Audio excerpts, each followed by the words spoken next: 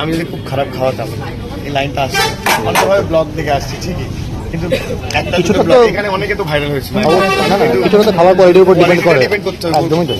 ইসকনের ভেতরে মন্দির দর্শন করার পরে আমরা বেরিয়ে পড়েছিলাম বাইরে সেই ভাইরাল রানা প্রভুর বিরিয়ানি প্রসাদ গ্রহণ করার জন্য, যেটা অনেক ভাইরাল হয়েছে তো বটেই, তার সাথে অনেক ট্রোলিং এরও শিকার হয়েছে। তবে সত্যি কথা বলতে মায়াপুরে কিন্তু প্রথম ভেজ বিরিয়ানির প্রবক্তা রানা প্রভু।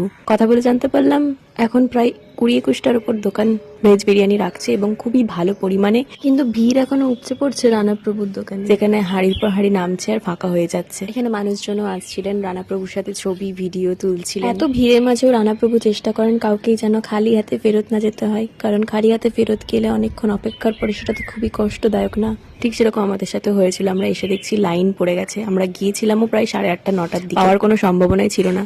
অনেক রিকোয়েস্ট করাতে সেখানে কথা বলে জানতে পারি যে একটা হাঁড়ি থেকে 70 প্লেট বিরিয়ানি হবে। তো আমরা বলি ঠিক আছে, আমাদের হাফ প্লেট করে দিলেও আমাদের 3 জনের অসুবিধা নেই। তারপর প্লেট গোনার পরে আমাদের ম্যানেজ হয়েই যায়, আর তাতে তো আমরা খুবই খুশি হয়েছিলাম।